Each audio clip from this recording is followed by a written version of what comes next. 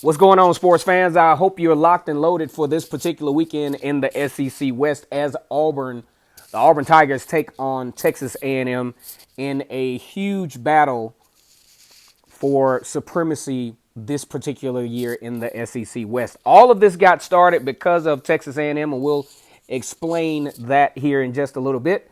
Go ahead and like the video, comment, and subscribe to Vernon Speaks Sports Auburn.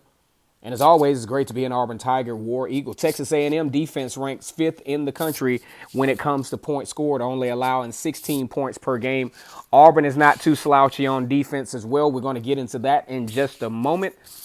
Texas A&M joins the SEC Conference back in 2012. And if you saw their just onslaught of what they did to Auburn the first time they met in Jordan-Hare Stadium, I just had never seen Auburn get beat that bad at home. 63-21 was that score. That was the Johnny Manziel show for sure. In that game. The following year, this is where things started to get kind of crazy. First year coach Gus Malzahn, ironically, first year coach Brian Harsin gets to go on the road to College Station, a place where Auburn has not lost since Texas A&M has joined the Southeastern Conference as a Western Division foe. Annual rivalry for Auburn has been a kind of a weird thing to where the visiting team always won until 2018. I thought this was probably, at the time, the play that saved Gus Malzahn's job. Incredible interception by Noah Igbenogany. I'd say till the end that Noah Igbenogany was one of the best position changes in recent Auburn history. First round draft pick for Miami Dolphins. But he made a really nice interception. A very errant throw, though, by the way, by Kellen Mond. But a huge play to change the trajectory of that particular football game. Auburn wins, gives themselves a chance down the stretch, winds up making the bowl game, making it to the Music City Bowl it was, where Auburn took on Purdue. And that kind of started the hype of, Gus Malzahn starting to call plays again. And, things will be A-OK. Turns out wasn't fired Gus Malzahn. Now you got Brian Harsin. So when we dive into this game, this is probably one of the more evenly matched teams when I think of how their approach to the football game. They have a very powerful approach. They like to spread the ball around a little bit. They like to spread you out, but they also have a commitment to want to run the ball. They want to be able to run the ball. And, Auburn and Texas A&M have a similar approach even to the run game. Because if you look at the numbers, they're eerily similar. Devon Akane I think that's how you pronounce his name. He has 86 carries, 608 yards, 7.1 yards per carry, which is kind of similar to Auburn's Jarquez Hunter. And then you look at the more power back, C.J. Spiller, who has more carries and a few more yards, but he doesn't have that yards because he's more of a workhorse. He hasn't had many breakaway runs this year. Now here is another thing Texas A&M likes to do. They like to spread the ball around. They actually like to use the tight ends. I really think it's intriguing how their use of, matter of fact, their tight end Windemeyer is actually their leading. Windemeyer is their leading receiver, even though he doesn't have that many yards, 353 yards, but they spread it around a lot. If you look at their spreadsheet, you have at least 10 guys that have caught passes and multiple over 100 yards. Texas A&M coming off the big win over Alabama. First time, it's a lot of first times in there. The first time Alabama has lost a regular season game since 2019 when losing to Auburn in Jordan-Hare Stadium. So they don't lose at home. They always lose out of town. That's one thing. And they don't lose by much. It's like they didn't lose to Auburn. I think that game was a 3-point game. I think. 48-40. Well, I think it was 4-point game. Either way, 48-44 or somewhere around there. I just don't have the stats in front of me. They don't lose it. They don't lose at home. They lose on the road, and it's still close. It's still dangerously close, and still things have to really go your way. I mean, in a ridiculous fashion for you to beat Alabama during the regular season, or if at all. First time, losing that regular season game since 2019. Also, Jimbo Fisher is a real interesting character in this Auburn-Texas A&M rivalry because Jimbo Fisher was a former quarterbacks coach for Auburn, while Patrick Nix, who is now Bo Nix is the son of Patrick Nix. So now he's actually coaching against his former quarterback's son.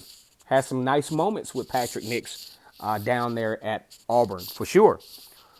Another twist of irony is the fact that the one national championship that Jimbo Fisher won at Florida State came against Auburn. So there's some interconnectivity for sure between Auburn and Jimbo Fisher, as Jimbo Fisher has been all over the place as far as the SEC, including a stint with Nick Saban at LSU. Because of his win over Alabama, Jimbo Fisher becomes the first coach to have been mentored by Nick Saban or coached under his staff to actually win a game against him, breaking a 24-game winning streak when you combine all the coaches who have faced Nick Saban since they have departed ways. Now, what would be really strange or really ironic is if, let's just assume Alabama wins the SEC West. I mean, this is just for shits and laughs right now. Let's assume Alabama wins the SEC West. More than likely, it all but looks like Georgia's going to win the SEC East.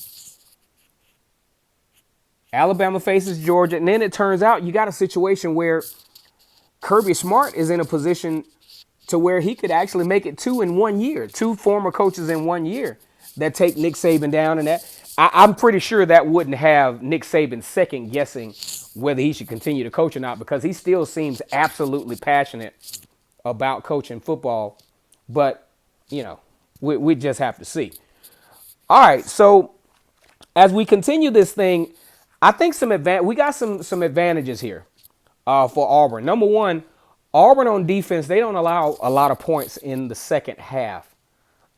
They have shown that they can make adjustments. Teams jump out to, scoring a lot of points in the first half. But in that second half, that defense tends to buckle down. That defense, you start to see a lot more pressure on the quarterback. You start to see a lot of schematics that really work, especially with coverages downfield, because against Ole Miss, you notice the pressure came once those coverages were in place. So if you look at Auburn this particular year, in the second half, they only allow about 8 points in the second half. Here's the kicker. Texas A&M is the type of team that fits right into the statistical mode for Auburn. They do pretty well in the first half, but Texas A&M really struggles to get points in the second half. The highest margin this year has been 17 points. Otherwise, they don't produce a lot from a point standpoint. I think that's something that you want to put in your back pocket. Also, something else has to give. Texas A&M is, when it comes to points allowed, they only allow about 16 points per game. That's among the top 5 in the country. Also, Texas A&M has one of the more experienced defenses in the country. Also, they can put pressure on the quarterback for sure. DeMarvin Leal with 5.5 sacks, Tyree Johnson with 6.0, Michael Clemens with 3.0. And here's another thing. They can take the ball from you too. They have a combined total of 8 interceptions. Now, just to talk about this experience from all trajectory, they have about 9 guys who started last year who returned this year, and among those is a former 4-star recruit from Washington D.C. His name is Aaron Hartsford. He's number 1, so you want to look out for him. He leads the team in tackles, and he's just done a phenomenal job of being a leader on this team. You look at the idea of, you have experience on the off defensive line.